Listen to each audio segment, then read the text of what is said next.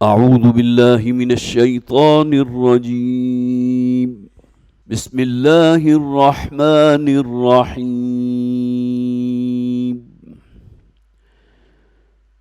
يا أيها الذين آمنوا استعينوا بالصبر والصلاة إن الله مع الصابرين. ولا تقولوا لمن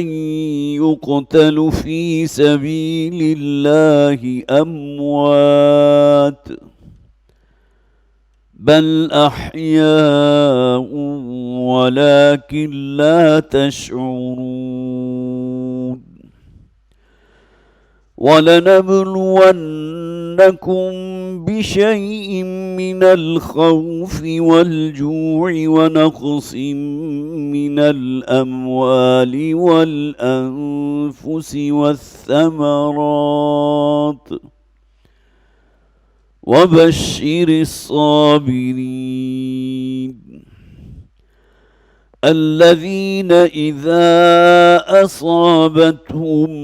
مصيبة قالوا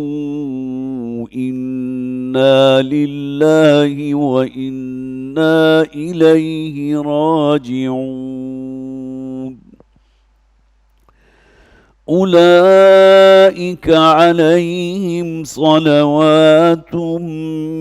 من ربهم ورحمة وأولئك هم المهتدون.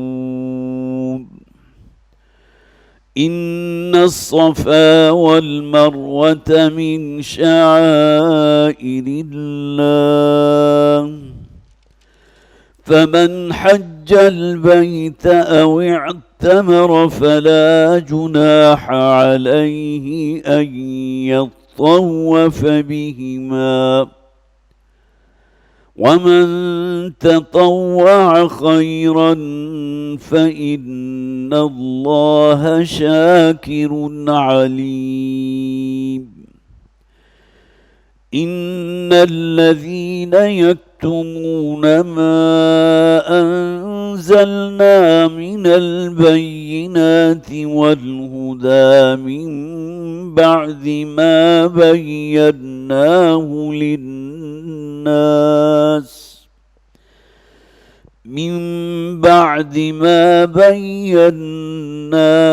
للناس في الكتاب أولئك يلعنهم الله ويلعنهم اللاعنون إلا الذين تابوا وأصلحوا وبينوا فأولئك أتوب عليهم وأنا التواب الرحيم. صدق الله العظيم. رب اشرح لي صدري ويسر لي أمري واحلل عقدة من لساني يفقهوا قولي. اللهم ألهمنا رشدنا وأعذنا من شرور أنفسنا آمین یا رب العالمین. حضرات 19ویں رکوع کی چند آیات ابھی میں نے آپ کے سامنے تلاوت کی ہیں. صرف ذہن میں تازہ کر لیجئے کہ نبی اکرم صلی اللہ علیہ وسلم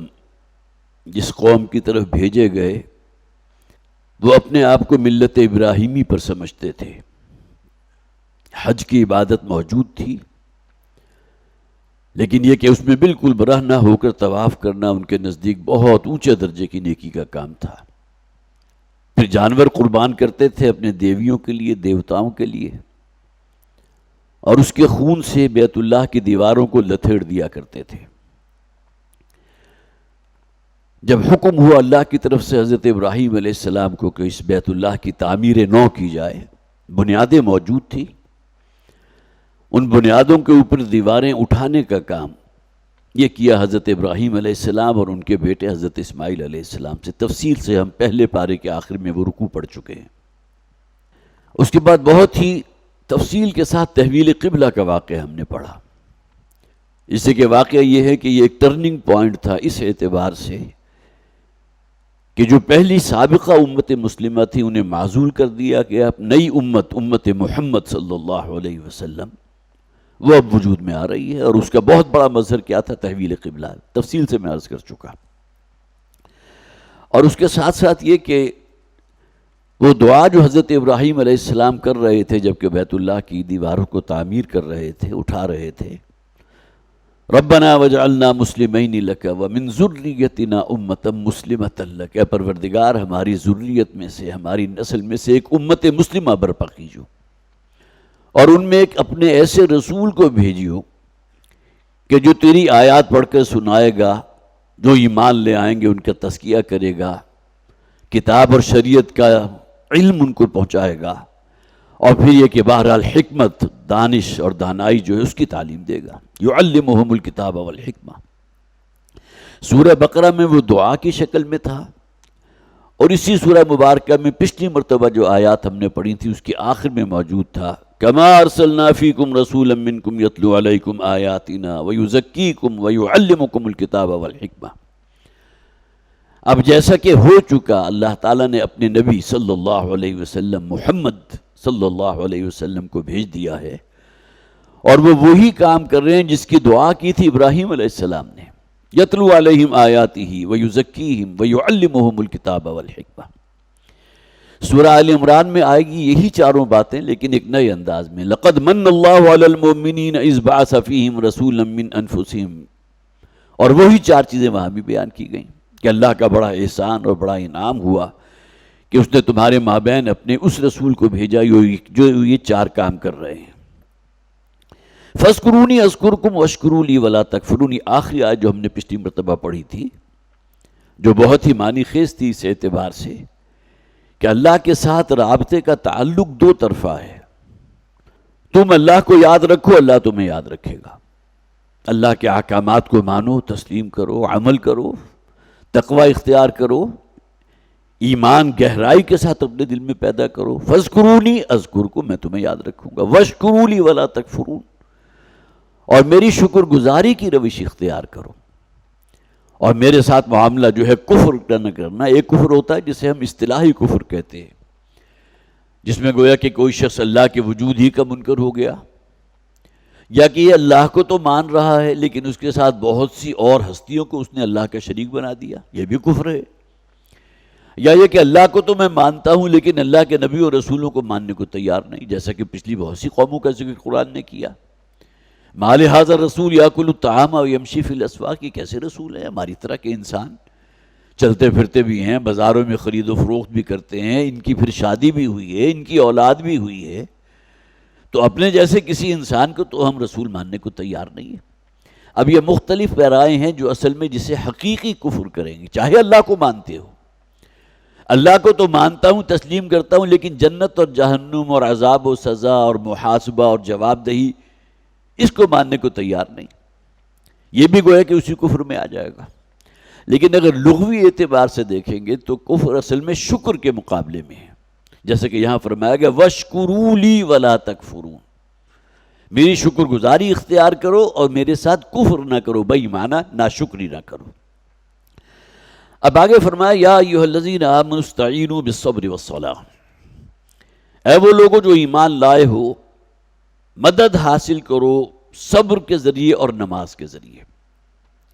دیکھیں یہاں مدد کس نوع کی درکار ہے؟ اگلی ہی آیت کے اندر ذکر موجود ہے کہ اب حق و باطل کی کشمکش ہوگی، معرکہ ہوگا، لڑائی ہوگی، جانوں کی قربانی بھی دینی پڑے گی، اور وہ موت کے جس کا ہر دم جو ہے ہر انسان کو خدشہ رہتا ہے، دھڑکا رہتا ہے۔ کسی درجے میں جیسا کہ کہا گیا سورہ جمعہ کے اندر قُلْ إِنَّ الْمَوْتَ الَّذِي تَفِرُّونَ مِنْهُ فَإِنَّهُ مُلَاقِيكُمْ، اے نبی ان سے کہہ دیجئے وہ موت کے جس سے تم راہ فرار اختیار کرتے ہو، اس کے تصور کو اپنے سے دور رکھتے ہو، ایک دن وہ تمہارے سر پر آ کھڑی ہوگی، تم سے ملاقات کر لے گی۔ تو وہ موت کے بارے میں آگے فرمایا گیا ہے جو اللہ کے رستے میں شہید ہو جائیں، اپنی جان کا نذرانہ گزار دیں، تو انہیں کبھی مردہ نہ کہو، وہ زندہ ہیں، وہ اللہ کے ہاں جیسی بہترین زندگی بسر کر رہے ہیں اللہ تعالیٰ کے ہاں، اس کا تم تصور بھی نہیں کر سکتے۔ وَلَا تَقُولُوا لِمَن يُقْتَلُ فِي سَبِيلِ اللَّهِ أَمْوَاتٌ، اگلی آیت میں ہم پڑھیں گے۔ تو اب گویا کہ جو استعانت مطلوب ہے، جو مدد مطلوب ہے اللہ سے، وہ صبر کے ذریعے اور نماز کے ذریعے۔ صبر کسے کہتے ہیں؟ رکے رہنا، اپنے آپ کو روکے رکھنا۔ کسی شخص نے آپ کو فرض کیجئے گالی دی، آپ کے اندر بھی جوابی جو ہے اس کی کارروائی کرنے کا ایک داعیہ ابھرا ہے، ظاہر ہے کہ فرض کیجئے کہ بہت ہی کوئی بری گالی آپ کو دے دی ہے تو آپ کے چہرے کا جو ہے سرخ ہو جانا بالکل فطری بات ہے، لیکن آپ نے اپنے آپ کو روکا، یہ صبر ہے۔ اسی طرح صبر عن المعصیہ بھی ہوتی ہے۔ ایک تو صبر کے معنی رکے رہنا، تحمل، برداشت، اپنے آپ کو روکے رکھنا، ریئیکٹ نہ کرنا۔ یہ تحمل مزاجی سے کہتے ہیں کہ کسی شخص نے اگر کوئی آپ کے ساتھ بدسلوکی کی ہے تو تحمل مزاجی کیا ہوگی کہ آپ اپنے آپ کو کنٹرول کیجئے، اپنے آپ کو روکے رکھیے۔ تو صبر عن المعصیہ بھی ہے کہ انسان کے اندر کسی گناہ کا داعیہ ابھرا، انی اخاف اللہ، لیکن یہ کہ اسے معلوم ہے کہ میں اپنے رب کی نگاہ میں ہوں، میں اس پر عمل کروں گا تو اللہ کے ہاں پکڑا جاؤں گا، لہٰذا اپنے آپ کو اس گناہ سے اس نے روک لیا، یہ بھی صبر ہے۔ صبر عن المعصیہ، گناہوں سے اپنے آپ کو روکے رکھنا۔ اسی طرح آپ نے کوئی خیر کا کام کیا ہے، کوئی بھلائی کا کام کیا ہے، حق بات کہی ہے فرض کیجئے، اور آپ کی مخالفت ہو رہی ہے، جب نبیوں اور رسولوں کو سپیئر نہیں کیا گیا، کتنے ہی انبیاء کو شہید کر دیا گیا صرف اسی جرم کی بنیاد پر کہ انہوں نے کہا تھا صرف ایک اللہ کی پرستش کرو، وہی تمہارا رب ہے۔ اور پھر ہما شما کا کیا معاملہ ہوگا؟ نبی اکرم صلی اللہ علیہ وسلم کے ساتھ بھی جو معاملہ سختی کا ہوا مشرکین مکہ کی طرف سے، آپ کے علم میں ہے۔ تو یہ کیا ہے کہ صبر علی الطاعہ، کسی حق بات کے کہنے پر کھڑے ہوئے اور جو مخالفت ہوئی اس کو برداشت کیا، اسے جھیلا۔ اور تیسرے درجے میں صبر وہ بھی ہے جسے ہم بھی کہتے ہیں بیماری میں صبر کرنا، تکلیف میں صبر کرنا، کوئی مصیبت ہے، کوئی پریشانی ہے، کوئی مالی معاملہ اتنا جو ہے برا ہو گیا ہے، کوئی دیوالیہ ہونے کے قریب ہے، اس میں اپنے آپ کو کنٹرول میں رکھنا، یہ بھی صبر ہے۔ تو گویا کہ رب بندے اور رب کے مابین جو ہے ایک مضبوط تعلق قائم کر سکتی ہے، وہ ایک انسان کا خود صبر کے اوپر قائم رہنا، اور دوسرے اپنے رب سے رابطے کے لیے نماز پر پوری پابندی اختیار کرنا۔ یہ ہمارے مفسرین نے یہاں اس بات کو بیان کیا ہے، یہ نماز سے مراد صرف 5 وقتہ نماز نہیں ہے، بلکہ نبی اکرم صلی اللہ علیہ وسلم کی سیرت کا آپ مطالعہ کریں گے کہ کوئی بھی مشکل وقت جب حضور پر آتا تھا تو حضور اپنے رب سے تعلق قائم کر لیتے تھے نماز کے ذریعے۔ آپ کو یاد ہوگا غزوہ بدر، 313 مسلمان بالکل نہتے، اور سامنے 1000 کا لشکر جو ہے کیل کانٹے سے لیس موجود۔ نبی اکرم صلی اللہ علیہ وسلم نے اس موقع پر اپنے رب سے رابطہ کیا، اور یقیناً یہ آپ کا معمول تھا، اور اتنا طویل سجدہ کیا کہ حضرت ابوبکر صدیق رضی اللہ تعالیٰ عنہ جو قریب ہی کھڑے ہوئے تھے، موجود تھے، بلکہ اس جھونپڑی جو حضور کے لیے عریش تعمیر کی گئی تھی، اگرچہ وہ ہوگی کسی بانس کے ڈنڈوں کے اوپر جو ہے گھاس پھوس کے ذریعے ایک جھونپڑی سی بنا دی گئی تھی تاکہ یہ کہ نبی اکرم صلی اللہ علیہ وسلم استراحت کر سکے، تو حضور نے طویل ترین سجدہ کیا، اور اس موقع پر آپ کی یہ دعا ہے جو آپ کو سیرت کی کتابوں میں مل جائے گی کہ پروردگار اگر کل صبح یہ جو میرے دست و بازو ہیں، جو میرے ساتھی ہیں، جو مجھ پر ایمان لا چکے ہیں، اگر یہ کہیں سب کے سب ہلاک ہو جائیں، شہید ہو جائیں، اس لیے کہ 1000 کا لشکر سامنے موجود، وہ کیل کانٹے سے لیس، یہ بالکل نہتے، تو اے پروردگار پھر قیامت تک تیرا نام لینے والا کوئی نہیں رہے گا۔ اس لیے کہ حضور کو تو معلوم تھا نا کہ میں آخری نبی ہوں، آخری رسول ہوں۔ تو یہ 2 چیزیں ہیں کہ جو اصل میں بنیاد بنتی ہے اپنے رب کے ساتھ تعلق قائم کرنے کی۔ ایک تو انسان پر صبر کا جو ہے وہ غلبہ رہے، صبر کے اوپر پوری طرح قانے رہے، ثابت قدم رہے، اور دوسرے یہ کہ اپنے رب کے ساتھ تعلق پیدا کرنے کے لیے نماز یہ سب سے بڑا سہارا ہے۔ تو یا ایھا الذین آمنوا استعینوا بالصبر والصلاۃ، مدد حاصل کرو صبر اور نماز کے ذریعے، اس لیے کہ اب جو آگے آنے والے جو مراحل ہیں، اس لیے کہ ان آیات کے نازل ہونے کے بعد جو ہے کچھ ہی عرصے کے بعد غزوہ بدر ہو گیا۔ اب یہ پہلا معرکہ تھا، مقابلہ تھا حق و باطل کے مابین، اور جیسا کہ میں نے عرض کیا کوئی نسبت و تناسب تھی نہیں، تو ذہنی طور پر پہلے سے تیار کیا جا رہا ہے مسلمانوں کو کہ آئندہ اب جو حالات آنے والے ہیں اس میں اگر تم نے صبر کا دامن چھوڑ دیا اور اپنے رب کے ساتھ تعلق اس درجے میں قائم نہ کیا کہ جس درجے میں مطلوب ہے، تو معاملہ جو ہے پھر صحیح رستے پہ آگے چل نہیں سکے گا۔ یا ایھا الذین آمنوا استعینوا بالصبر والصلاۃ ان اللہ مع الصابرین، یقینا اللہ تعالیٰ صبر کرنے والوں کے ساتھ ہے۔ ولا تقولوا لمن يقتل فی سبیل اللہ اموات، اب دیکھیے وہ آیت آ گئی کہ موت کا جو معاملہ جس سے انسان بہرحال خوف زدہ رہتا ضرور ہے، اس لیے کہ مادی زندگی جو ہے اس پر اس درجے غالب ہو جاتی ہے، اس کی بیوی ہے، اس کے بچے ہیں، اس کی اولاد ہے، اس کا کاروبار ہے، اس کا گھر ہے، اس نے اپنے سکونت کے لیے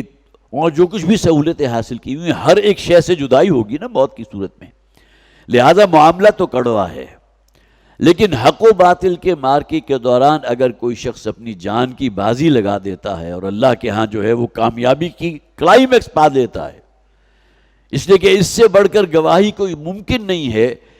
کہ حق کے کلمے کے بول بالے کے لیے انسان اپنی گردن کٹوا دے اللہ کے راستے میں۔ نبی اکرم صلی اللہ علیہ وسلم کی اپنی یہ خواہش موجود رہی ہے، حدیث سے ہمارے سامنے آتا ہے کہ حضور فرمایا کرتے تھے لَوَدِدْتُ أَنْ أُقْتَلَ فِي سَبِيلِ اللَّهِ ثُمَّ أُحْيَا ثُمَّ أُقْتَلَ ثُمَّ أُحْيَا ثُمَّ أُقْتَلَ، میری شدید خواہش یہ ہے کہ مجھے اپنا اللہ کے راستے میں قتل کر دیا جائے، شہید کر دیا جائے، پھر زندہ کیا جائے، پھر شہید کیا جائے، پھر زندہ کیا جائے، پھر شہید کیا جائے۔ اب معلوم ہوا یہ وہ مقام بلند ہے جس کے بارے میں یہاں بھی فرمایا گیا ہے وَلَا تَقُولُوا لِمَن يُقْتَلُ فِي سَبِيلِ اللَّهِ أَمْوَاتٌ، مت کہنا ان لوگوں کو جو اللہ کے راستے میں جنگ کرتے ہوئے، لڑائی کرتے ہوئے اپنی جان سے گزر گئے کہ وہ اموات ہیں، وہ مردہ ہیں، بل احیاء ولکن لا تشعرون، وہ زندہ ہیں بلکہ زندگی نہیں، حیات جاودہ حاصل کر چکے ہیں۔ ایک اور جگہ غالباً سورہ آل عمران کے اندر موجود ہے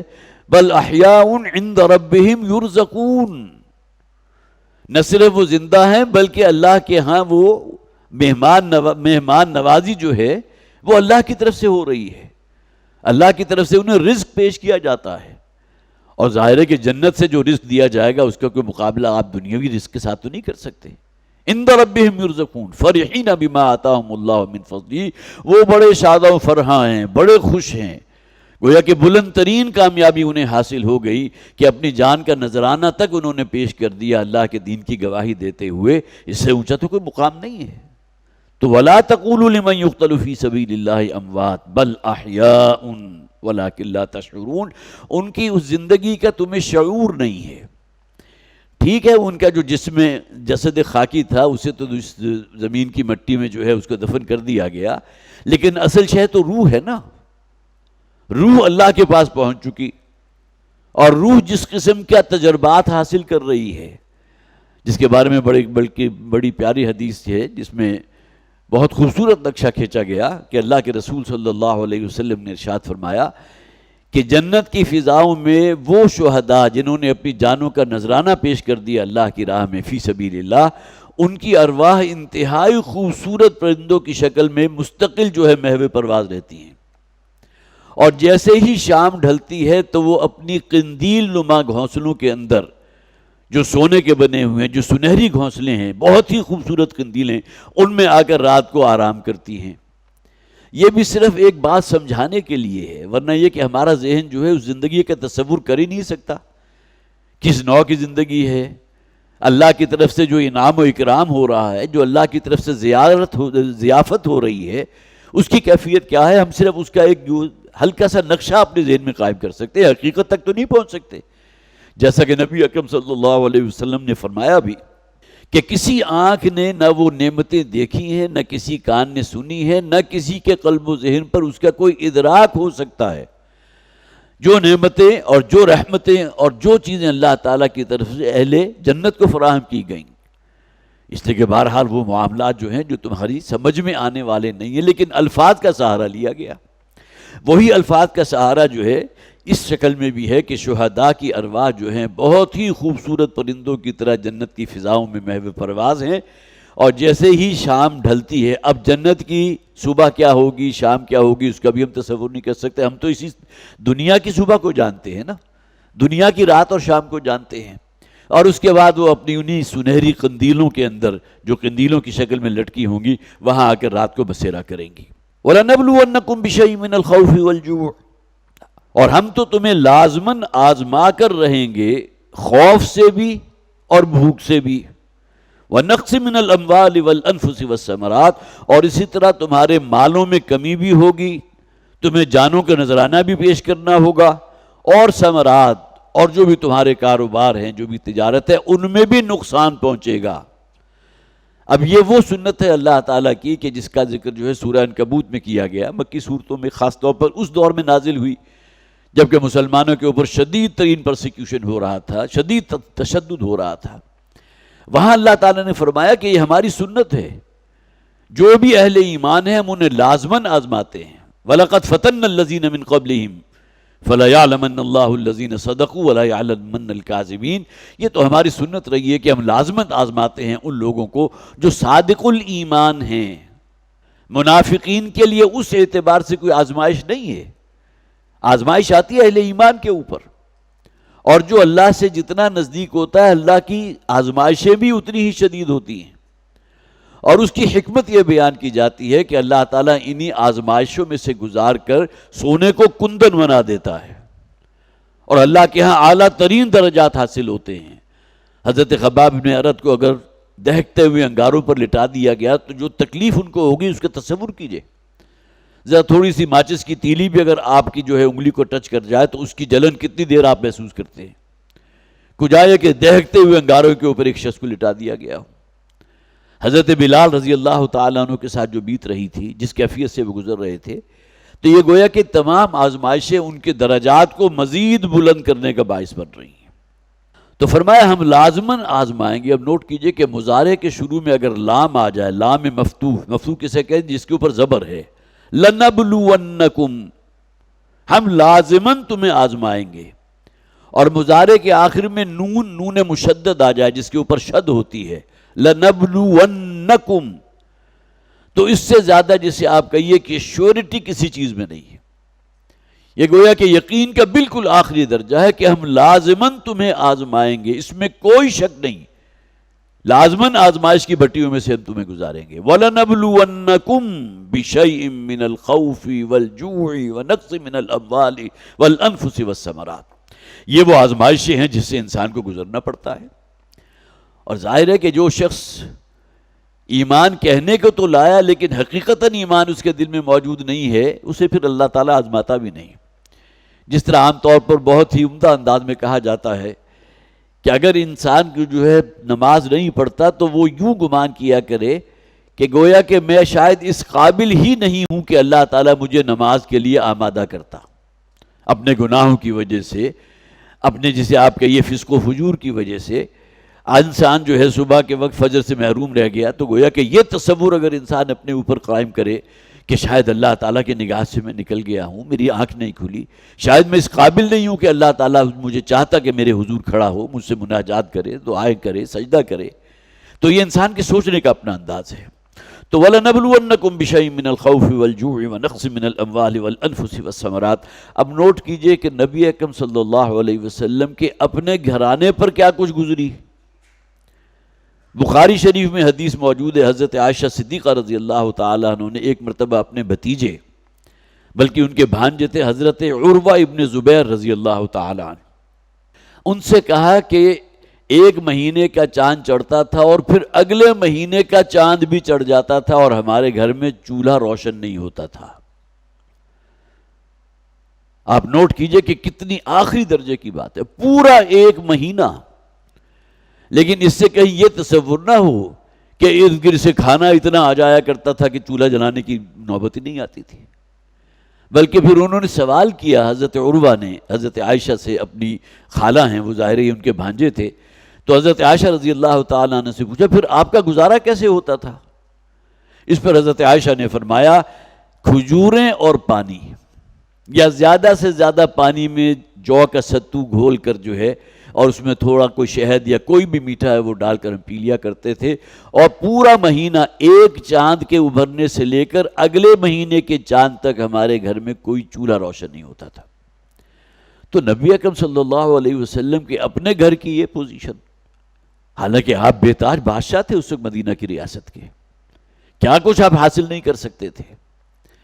اور پھر ساتھ ہی حضرت عائشہ صدیقہ نے یہ بھی فرمایا کبھی کبھار یہ بھی ہوتا تھا کہ ہمسایوں کی طرف سے جو ہے بکری کا یا کسی بھیڑ کا یا کسی بھی گائے بھینس کا دودھ ہمارے پاس آ جاتا تھا تو ہم اس سے گزارا کر لیا کرتے تھے۔ گویا کہ ہم اگر سوچیں بھی تو شاید اتنی نچلی سطح پر ہم تصور نہ کر سکتے کہ جس سطح کے اوپر نبی اکرم صلی اللہ علیہ وسلم نے زندگی گزاری ہے۔ اور صرف یہ معاملہ نہیں بلکہ حضرت ابو ہریرہ رضی اللہ تعالیٰ یہ فرماتے ہیں کہ بعض اوقات اب یہ فقراء صحابہ میں سے ہیں، درویش صحابہ، گویا کہ جنہوں نے اپنے آپ کو لا کر ڈال دیا محمد رسول اللہ صلی اللہ علیہ وسلم کے قدموں میں، اور وہاں سے علم جو ہے وہ حاصل کر رہے ہیں، اور انہی کے طفیل آج ہمیں احادیث پہنچی ہے نا۔ حضرت ابو ہریرہ رضی اللہ تعالیٰ عنہ کون ہے؟ پوری زندگی وقف کر دی اس کام کے لیے۔ وہ آج بھی مدینہ میں موجود ہے صفہ، یہاں وہ اصحاب صفہ موجود ہوتے تھے، اور نبی اکرم صلی اللہ علیہ وسلم کے گویا کہ بالکل دروازے پر ان کا وہاں موجود رہتے تھے، اور حضور جو بھی فرماتے تھے، ظاہر ہے کہ روپے یہ اس قسم کی چیزیں تو موجود نہیں تھی کہ اس کو ریکارڈ کر لیا جائے، لیکن دل تو ہے نا کہ دن میں وہ تمام چیزیں موجود رہتی تھی، یاد رہتی تھی، اور جن کے بعد بھی کوئی وسائل ہوتے ہوں گے تو اس کو لکھ بھی لیا کرتے ہوں گے حضور کے اقوال زرعی کو۔ تو یہ تمام لوگ وہ ہیں کہ جن کا بہت بڑا احسان ہے ہمارے کاندھوں کے اوپر، کہ جن کے ذریعے نبی اکرم صلی اللہ علیہ وسلم کا اسوہ اور احادیث مبارکہ ہم تک پہنچی ہیں۔ تو حضرت ابو ہریرہ رضی اللہ تعالیٰ فرماتے ہیں کہ بعض اوقات ضعف، بھوک اور کمزوری کی وجہ سے ہم پر غشی طاری ہو جاتی تھی، اور لوگ یہ سمجھتے تھے کہ شاید ہم میں سے کسی کو کوئی مرگی کا دورہ پڑ گیا ہے۔ لہٰذا اس دور میں یہ ہوا کرتا تھا کہ اگر کسی شخص کو مرگی، جسے ایپیلیپسی کہتے ہیں، اس کا کوئی دورہ پڑے تو عام طور پر اس کی گردن کے اوپر جو ہے کوئی پیر رکھ کر اسے تھوڑا سا پریس کرتے تھے، جس کی وجہ سے وہ اثرات ختم ہو جاتے تھے۔ تو وہ خود فرماتے ہیں کہ ہمارے ساتھ بھی یہ کیا جاتا تھا، حالانکہ انہیں معلوم نہیں تھا کہ صرف بھوک کی وجہ سے جو ضعف اور جو کمزوری ہوئی ہے اس کی وجہ سے ہم نے ڈھال ہو کر گرے ہیں۔ تو صحابہ کرام میں جو بلند ترین درجے پر ہے ان کا اگر یہ معاملہ تھا۔ اسی طرح حضرت ابو ہریرہ فرماتے ہیں رضی اللہ تعالیٰ عنہ، یہ بھی بخاری میں روایت موجود ہے کہ اصحاب صفہ میں سے 70 افراد ایسے تھے۔ 70 کا لفظ عام طور پر کثرت تعداد کے لیے آتا ہے، گویا کہ 70 سے مراد بالکل عددی طور پر فگر نہیں ہے، بلکہ بہت سے لوگ ایسے تھے وہ صفہ کے رہنے والوں میں سے، ان طالب علموں میں سے جو نبی اکرم صلی اللہ علیہ وسلم سے علم حاصل کر رہے تھے، کہ جن کے پاس صرف ایک کپڑا ہوتا تھا کہ وہ جو اپنے گرد کے لپیٹ کر ناف سے لے کر اور گھٹنے تک کے علاقے کو کور کرتے تھے تاکہ ان کا ستر ڈھکا رہے۔ اب ایسے جو ہے لوگوں کا معاملہ، اور یہ فقراء صحابہ جن کے بارے میں نبی اکرم صلی اللہ علیہ وسلم فرماتے ہیں اللہ کے ہاں ان کا وہ مقام اور مرتبہ ہے کہ اگر کسی بات پر وہ بھولے سے بھی قسم کھا بیٹھیں تو اللہ تعالیٰ ان کی قسم کی لاج رکھتا ہے۔ اور یہی وہ لوگ ہیں جن کے بارے میں حضور نے فرمایا کہیں کسی سے اپنے رشتے کے لیے سوال کر بیٹھے تو کوئی اپنی لڑکی دینے کو تیار نہ ہو، کسی مجلس میں بیٹھنا چاہیں تو وہاں اپنے پھٹے کپڑے جو ہے ان کے ہونے کی وجہ سے وہاں سے نکال دیے جائیں، کسی سے کوئی سوال کرے تو کوئی ان کا جواب دینے کو تیار نہ ہو۔ لیکن اللہ کی نگاہ میں ان کا مرتبہ کیا ہے کہ کسی بات پر اگر وہ بھولے سے قسم کھا بیٹھتے ہیں تو اللہ تعالیٰ ان کی قسم کی لاج رکھتا ہے۔ تو وَلَنَبْلُوَنَّكُمْ بِشَيْءٍ مِّنَ الْخَوْفِ وَالْجُوعِ وَنَقْصٍ مِّنَ الْأَمْوَالِ وَالْأَنفُسِ وَالثَّمَرَاتِ۔ اسی طرح ایک بہت خوبصورت واقعہ ملتا ہے سیرت کی کتابوں میں۔ نبی اکرم صلی اللہ علیہ وسلم، جیسا کہ حضرت عائشہ کا وہ حدیث میں نے آپ کو سنائی، ایک دفعہ کئی وقت کا فاقہ تھا، حضور اپنے گھر سے نکلے تو دیکھا تھا کہ کچھ فاصلے پر حضرت ابوبکر صدیق رضی اللہ تعالیٰ عنہ وہ بھی جا رہے ہیں۔ ان کی چال سے بھی حضور نے اندازہ لگا لیا کہ ان پر بھی کوئی ضعف ہے، کمزوری ہے، معلوم ہوتا ہے ان کے ہاں بھی کوئی فاقہ ہے، بھوک ہے۔ تو یہ دونوں بھی چلے جا رہے تھے کہ ایک انصاری صحابی کی نظر پڑی حضور پر بھی، حضرت ابوبکر صدیق رضی اللہ تعالیٰ عنہ، دونوں کو دیکھا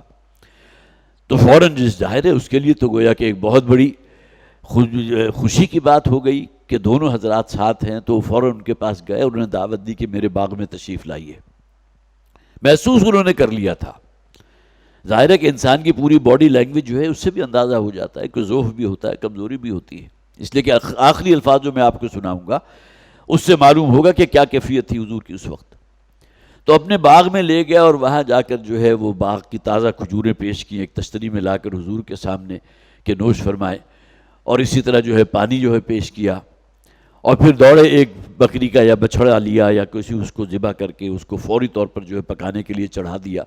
اور جب وہ گوشت تیار ہو گیا تو اس کو لا کر حضور کی خدمت میں پیش کیا۔ تو نبی اکرم صلی اللہ علیہ وسلم نے خود بھی کھایا، اور چند اور فقراء صحابہ کو بھی حضور نے مدعو کر لیا کہ آؤ تم بھی شریک ہو جاؤ۔ اب اس کے بعد جب تمام کھا پی کر فارغ ہو چکے تو ایک تشتری میں کچھ تھوڑا سا سالن اور کچھ روٹی یا جو بھی نان کو جو شے بھی اس وقت ہوگی، خبز جسے کہتے ہیں، آج بھی خبز کے نام سے عرب میں جو ہے آپ کو ایک روٹی نما چیز مل جاتی ہے، تندور میں لگتی ہے، یا اب تو اس کے لیے مشینری بھی آ گئی، تو وہ ایک تشتری میں ڈال کر دیا کہ جا کر جو ہے عائشہ کے گھر، جو میرے گھر بھی دیا، اس لیے کہ وہاں بھی کئی وقت کا فاقہ ہے۔ اب یہ کیفیت ہے نبی اکرم صلی اللہ علیہ وسلم کی۔ اب سب کھانے پینے کے بعد جب بالکل آسودہ حال ہو گئے اور طبیعت کے اندر بشاشت آ گئی، تو پھر نبی اکرم صلی اللہ علیہ وسلم نے فرمایا یہ ہیں وہ نعمتیں جن کے بارے میں آخرت میں تم سے سوال کیا جائے گا۔ جو اللہ کی تمہیں نعمتیں اس دنیا میں میسر ہیں، ہم پیٹ بھر کر کھانا کھاتے ہیں، کئی ڈشوں پر مشتمل کھانا کھاتے ہیں، لیکن یہ بھول جاتے ہیں کہ جو توانائی ہم نے حاصل کی تھی اسے لگایا اور کھپایا کہاں؟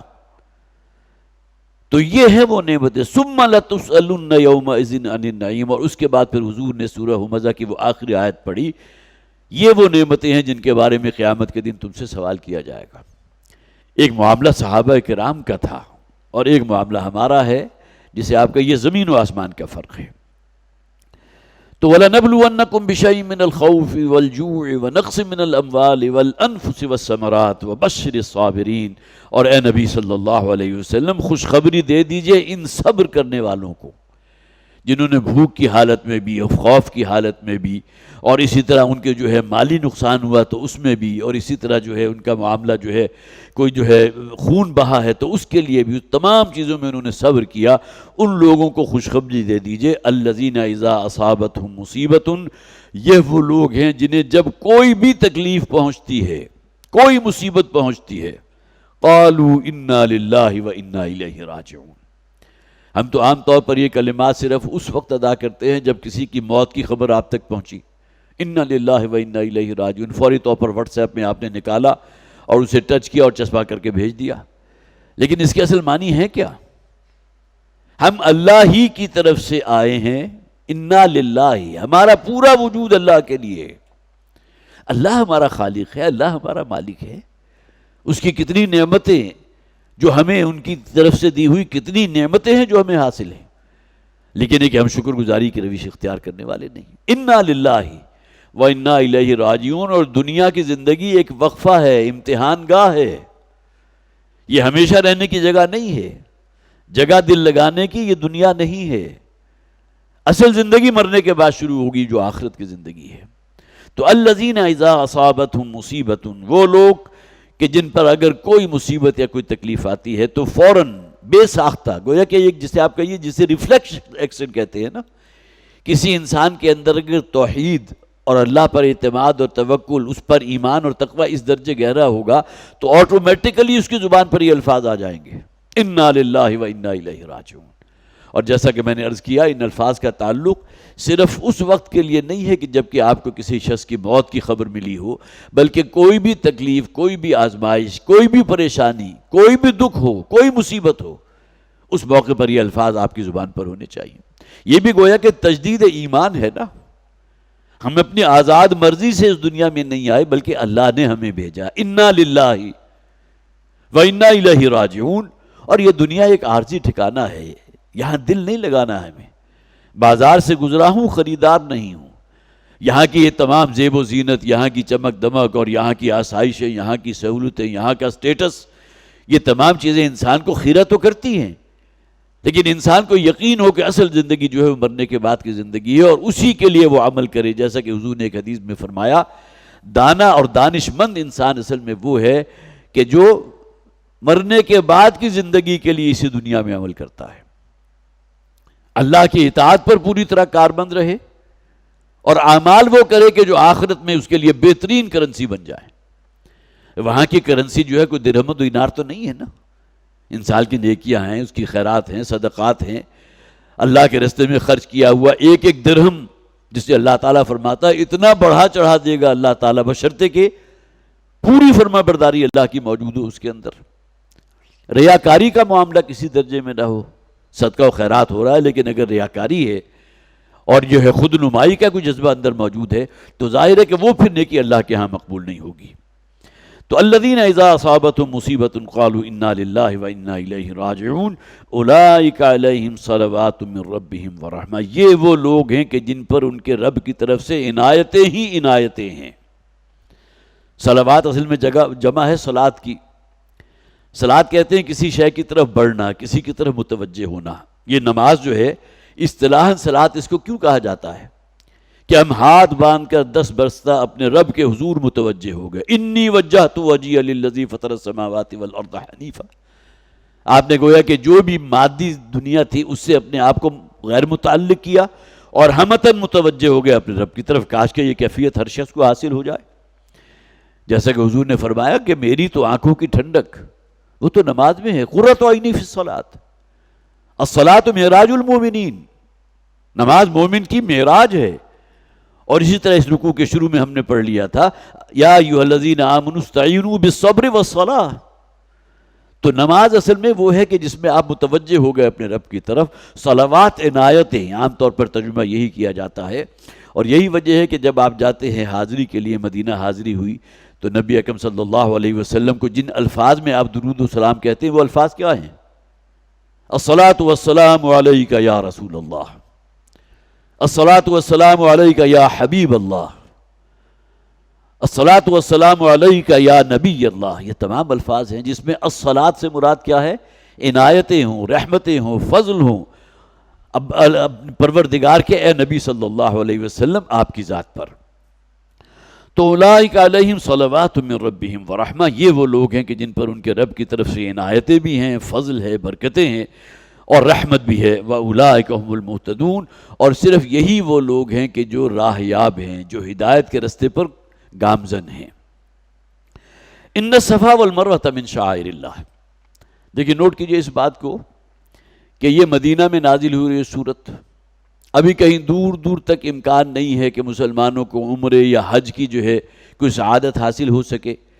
اس لیے کہ وہ تو جا کر کہیں ذی قعدہ سن 6 یا 7 ہجری میں جا کر نبی اکرم صلی اللہ علیہ وسلم نے عمرے کی نیت سے جو سفر اختیار کیا تھا، جو بالآخر صلح حدیبیہ کے اوپر منتج ہوا، تو عمرے کی نیت سے آپ نکلے تھے۔ لیکن کتنی کچھ محبت بیت اللہ کی اور اسی طرح جو شاعر وہاں موجود ہیں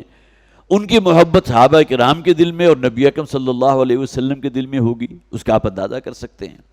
لہٰذا جذباتی طور پر یہاں پھر مسلمانوں کو یاد دلایا گیا کہ اب وہ وقت زیادہ دور نہیں ہے جب اللہ تعالیٰ تمہیں غلبہ عطا فرمائے گا، لیکن اس سے پہلے متعدد غزوات سے گزرنا ہوگا۔ اس کے فوراً بعد جو ہے وہ غزوہ بدر بھی موجود ہے، جو سب سے پہلا معرکہ ہوا حق و باطل کا، جس کا ذکر میں پہلے بھی کر چکا۔ تو اب یہاں گویا کہ مسلمانوں کو یہ جذبات کو، جسے آپ کہیے کہ انگیخت دی جا رہی ہے، ان الصفا والمروۃ من شعائر اللہ، یہ صفا اور مروہ اللہ کے شعائر میں سے ایک ہے۔ کہنے کو تو 2 چھوٹی چھوٹی پہاڑیاں، اب تو پہاڑیاں رہی نہیں، اب تو گویا کہ صرف کچھ ٹیلے آپ کہہ سکتے ہیں، کچھ بلندی کے اوپر صفا آپ کو نظر آتی ہے، اور جیسے ہی آپ جو طواف سے فارغ ہوتے ہیں اور 2 نفل ادا کرنے کے بعد سیدھے جو ہے لپکتے ہیں صفا کی طرف، تاکہ وہاں سے مروہ اور پھر مروہ سے صفا، یہ 7 جو سعی کے شوطے ہیں آپ ان کو مکمل کر لیں۔ اصل میں یہ یادگار ہیں، شاعر اللہ۔ شاعر کسے کہتے ہیں؟ شعیرہ کی جمع شاعر ہے، اور شعیرہ وہ شے ہوتی ہے جو آپ کو شعور دلا دے۔ بیت اللہ شاعر اللہ میں سے ہے، اسی طرح آپ قربانی کرتے ہیں وہ بھی شاعر اللہ میں سے ہے۔ صفا اور مروہ کو بھی اللہ تعالیٰ نے شاعر اللہ قرار دیا،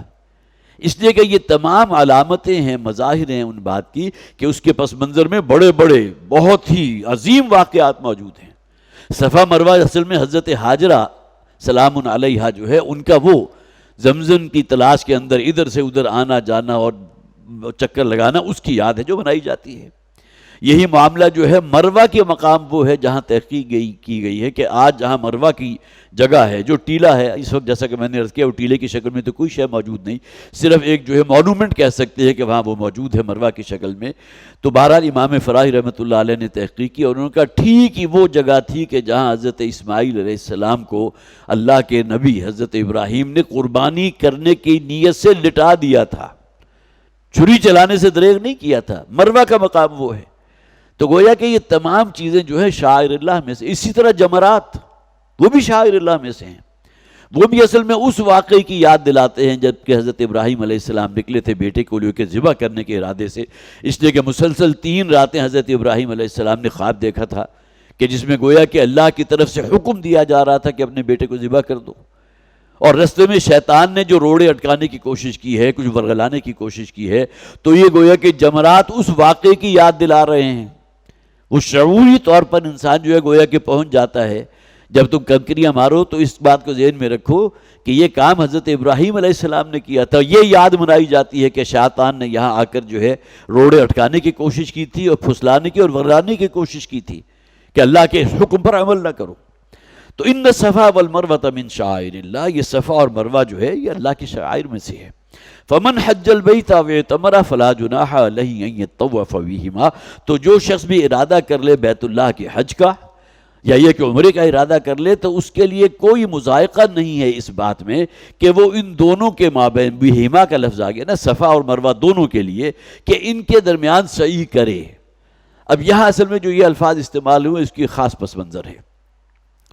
کہ صفا کے اوپر وہی مکہ کے رہنے والوں کا ایک قبیلہ تھا جن کی ایک دیوی تھی اصناف. اس دیوی کے مجسموں کو لا کر انہوں نے صفا کے اوپر رکھ دیا تھا. اسی طرح دوسرا ایک قبیلہ تھا کہ جن کی ایک دیوی تھی جس کا نام نائلہ تھا. ہمارے ہاں نائلہ جو ہے بچیوں کے نام بھی رکھے جاتے ہیں. نائلہ اصل میں اس دیوی کا نام تھا جس کو مروہ کے اوپر رکھ دیا گیا تھا.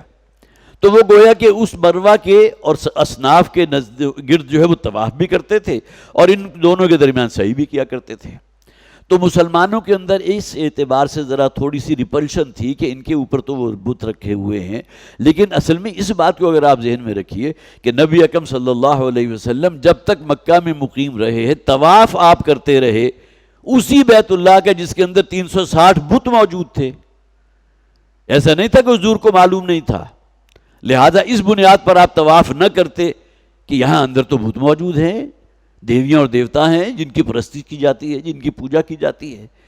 تو گویا کہ یہ کوئی دلیل نہیں ہے کہ وہاں اس کی بنیاد کے اوپر صفا اور مروہ کے درمیان کوئی صحیح نہ کی جائے. لہذا یہاں فرمایا گیا اس میں کسی درجے میں بھی اپنے دل کے اندر کوئی ایسے جذبات نہ رکھو کہ یہاں ان کی چونکہ وہ دیویاں ان کے مجسمے موجود تھے لہذا ان کا صحیح کرنا جو ہے مناسب نہیں ہے. تو ان الصفا والمروہ من شعائر اللہ فمن حج البیت او اعتمر فلا جناح علیہ ان یطوف بہما. تو اس میں کوئی حرج والی بات نہیں ہے کہ ان کا طواف کیا جائے، مراد یہ ہے کہ صحیح کی جائے صفا اور مروہ کے مابین. ومن تطوع خیرا فإن اللہ شاکر علیم. اور یہاں یہ مراد ہے کہ جو شخص بھی جتنا آگے بڑھ کر نیکی کماتا ہے تو یقیناً وہ اپنے لیے خیر جمع کر رہا ہے. اب ظاہر پس منظر میں چونکہ بات ہو رہی ہے بیت اللہ کی بھی اور صفا اور مروہ کی بھی، تو یہ چیزیں بھی مراد لی جا سکتی ہیں. اور دوسرا یہ بھی کہ ہر نوع کی کوئی نیکی اور خیر کا کام جو ہے جتنا آگے سے آگے بڑھ سکو، جیسے قرآن میں کہا گیا فاستبقوا الخیرات، نیکی کے کام میں، خیر کے کام میں آگے سے آگے بڑھنے کی کوشش کرو. ہمارا معاملہ کیا ہوتا ہے، ہم دنیا کی دوڑ میں تو دیکھتے ہیں ہم سے آگے کون ہے، ہم اسے پیچھے کر دیں، اس سے آگے نکل جائیں. لیکن دین کے اعتبار سے ہمارا معیار یہ نہیں ہے، بلکہ ہونا کیا چاہیے کہ دنیا کے اعتبار سے تم اسے دیکھو جو تم سے پیچھے ہے. تم پر اللہ کے جو انعامات ہوئے ہیں تمہیں رہنے کے لیے، خواہ وہ 2 کمروں کا گھر ہے میسر تو ہے نا، سواری کے لیے تمہارے پاس کم سے کم 2 پہیوں والی سواری تو ہے. کتنے ہی ایسے لوگ ہیں جنہیں یہ بھی میسر نہیں. لہٰذا دنیا کے اعتبار سے انہیں دیکھو جو تم سے پیچھے ہے، تاکہ تمہارے اندر اللہ کے لیے شکر گزاری کا جذبہ پیدا ہو. اور دین کے اعتبار سے اسے دیکھو جو تم سے آگے جا رہا ہے، تاکہ اس تک پہنچنے کا اور اس سے آگے بڑھنے کا جذبہ تمہارے اندر پیدا ہو. فاستبقوا الخیرات. تو یہاں فرمایا گیا ومن تطوع خیرا، جو شخص اپنی نیکی خوشی سے مزید نیکیاں کماتا ہے وہ اسی کے لیے خیر ہے، اسی کے لیے اس کا اجر و ثواب اس کو ملے گا. فإن اللہ شاکر علیم. خواہ وہ چھوٹی سے چھوٹی نیکی کیوں نہ ہو لیکن اللہ تعالیٰ انتہائی قدر افزائی کرنے والا ہے. شاکر، شکر گزاری تو ہم بندوں سے مطلوب ہے نا. شاکر کسے کہتے ہیں؟ شکر کرنے والا. ان اللہ شاکر علیم. یہاں کیا مراد ہوگا کہ اللہ تعالیٰ قدر افزائی فرمانے والا ہے. اس بندے نے جس نے شکر گزاری کی روش اختیار کی، اللہ تعالیٰ اسے بہت کچھ عنایتیں عطا فرمائے گا، بہت کچھ دے گا. علیم ہے، ہر شے سے باخبر ہے. ان الذین یکتمون ما انزلنا من البینات والہدی من بعد ما بیناہ للناس فی الکتاب. یقیناً وہ لوگ جو چھپاتے ہیں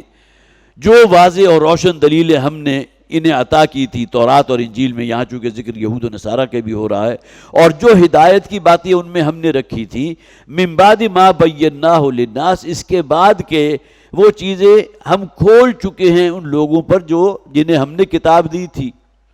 تورات اور انجیل جن کو دی گئی، ان میں جو حقائق بیان کیے گئے ان کو ان لوگوں نے چھپایا ہے، جسے کتمان حق کہتے ہیں،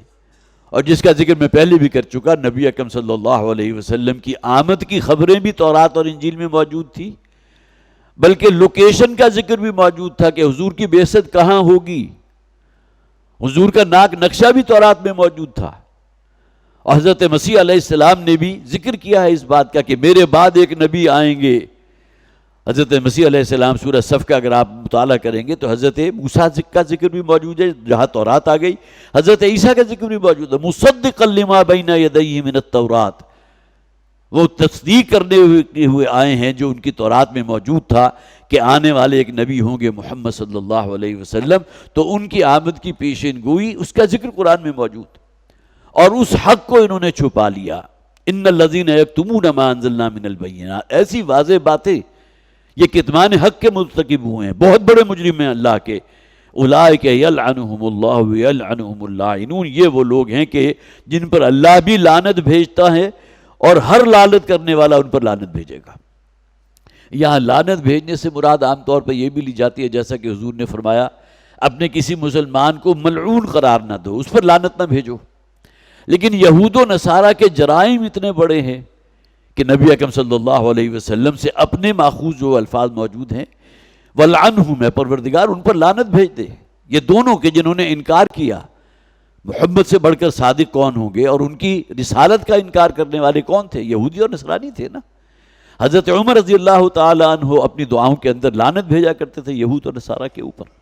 اسی طرح جو آج کل ہم قنوت نازلہ پڑھتے ہیں اس کے اندر بھی وہ لعنت کا ذکر موجود ہے، یہود ہیں، نصارہ ہیں، مشرکین ہیں، اور ہم دعا کرتے ہیں پروردگار ان کے اوپر لعنت مسلط کر دے۔ تو وَيَلْعَنُهُمُ اللَّاعِنُونَ، جرم ان کا کیا تھا؟ کتمان حق، انہوں نے چھپایا اس بات کو۔ اور اس میں خاص طور پر ابو داؤد میں ایک روایت موجود ہے جس میں نبی اکرم صلی اللہ علیہ وسلم نے فرمایا، کوئی شخص خوب جانتے بوجھتے کسی حق بات کو اگر چھپاتا ہے تو قیامت کے دن اللہ تعالیٰ اس کے منہ میں آگ کی لگام ڈال دے گا۔ لگام ڈالنے سے ظاہر ہے انسان گفتگو تو نہیں کر سکے گا نا۔ دنیا میں اس نے اپنی زبان نہیں کھولی، خوب سمجھتا تھا کہ حق بات ہے، لیکن اس کے باوجود جسے گونگا شیطان کہتے ہیں وہ بنا رہا۔ اب وہاں قیامت کے دن اس کے ساتھ جو سلوک ہوگا، تو ابو داؤد کی روایت ہے کہ حضور فرماتے ہیں آگ کی لگام ڈالی جائے گی اس شخص کو کہ جس نے کسی بات کو حق سمجھا اور اس کو بیان نہیں کیا، اس کو چھپا دیا۔ تو یہ وہ لوگ ہیں کہ جن پر لعنت ہے اللہ کی بھی، اور ہر لعنت بھیجنے والا ان پر لعنت بھیجے گا۔ الا الذین تابوا واصلحوا وبینوا، ہاں ایکسیپشنز ہیں، وہ لوگ کہ جو توبہ کر لیں اللہ کے حضور۔ حضرت عبداللہ ابن سلام رضی اللہ تعالیٰ عنہ یہودی علماء میں سے بہت بلند پائے کے عالم تھے، لیکن یہ کہ نبی اکرم صلی اللہ علیہ وسلم پر ایمان لے آئے۔ ان کے سامنے بھی تو وہ پیشین گوئیاں موجود تھی جیسے کہ عام یہودی کے سامنے بھی تھی،